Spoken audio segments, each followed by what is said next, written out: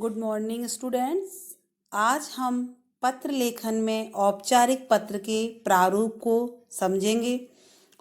औपचारिक पत्र, इसके 3 तरह के पत्र हैं, जो कि पहले में आता है प्रार्थना पत्र। इनमें अवकाश के लिए पत्र, नौकरी के लिए और शिकायत के लिए, सुधार के लिए पत्र। जैसे कि आपको अवकाश लेना है, नौकरी के लिए आवेदन करना है, कोई शिकायत करनी है या फिर कोई सुधार के लिए।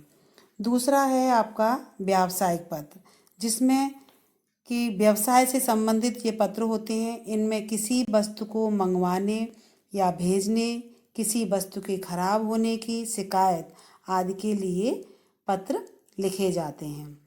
एक व्यापारी दूसरे व्यापारी को या फिर ग्राहक विक्रेता को पत्र लिखता है। तीसरा है सरकारी पत्र। इसमें सरकारी कार्यालय से किसी दूसरे सरकारी कार्यालय को अथवा किसी व्यक्ति की ओर से सरकारी कार्यालय को पत्र लिखे जाते हैं। औपचारिक पत्र तालिका, जिसमें कि पत्र का प्रकार है व्यावसायिक पत्र, जिसके लिए पत्र में लिखना है उसका पुस्तक विक्रेता को, फिर संबोधन क्या करना है, महोदय। पत्र के अंत में भवदीय।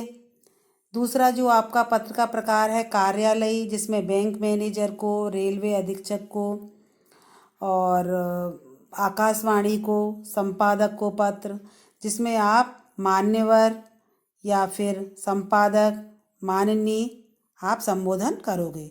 और पत्र के अंत में प्रार्थी, प्रार्थनी, भवदी या फिर भवदिया।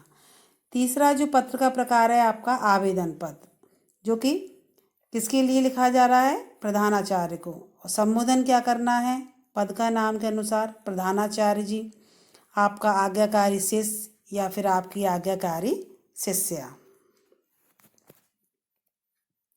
औपचारिक पत्र का प्रारूप, इसमें सबसे पहले जो भेजने वाला है, प्रेषक है, उसका पता लिखना है।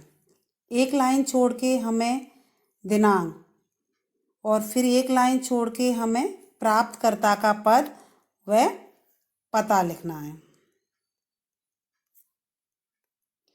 फिर एक लाइन छोड़ने के बाद हमें विषय लिखना है, जिसमें कि वो अपने विषय का विवरण कम से कम शब्दों में देना होता है।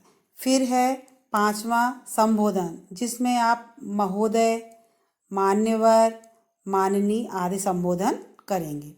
उसके बाद विषय वस्तु, पत्र का ये मुख्य भाग होता है, जिसमें विषय वस्तु संक्षिप्त तथा स्पष्ट होनी चाहिए। ये आपका मुख्य जो मेन कंटेंट है। उसके बाद धन्यवाद करना, पत्र की जब समाप्ति होती है तब आप धन्यवाद सहित आपको लिखना है। उसके बाद हस्ताक्षर पूर्ण शब्दावली, जिसमें भवदी, प्रार्थी, प्रार्थनी या फिर आपका आज्ञाकारी शिष्य, आपकी आज्ञाकारी शिष्या, और फिर अंत में हस्ताक्षर। अगर प्रश्न पत्र में कोई नाम दिया है तो आप नाम लिखोगे, अन्यथा काखगा लिखोगे। इस तरह आप पत्र की समाप्ति करोगे। और उसके प्रारूप को ठीक तरह से समझा तो मुझे उम्मीद है कि आप अच्छा पत्र लिखने में कामयाब होंगे। धन्यवाद।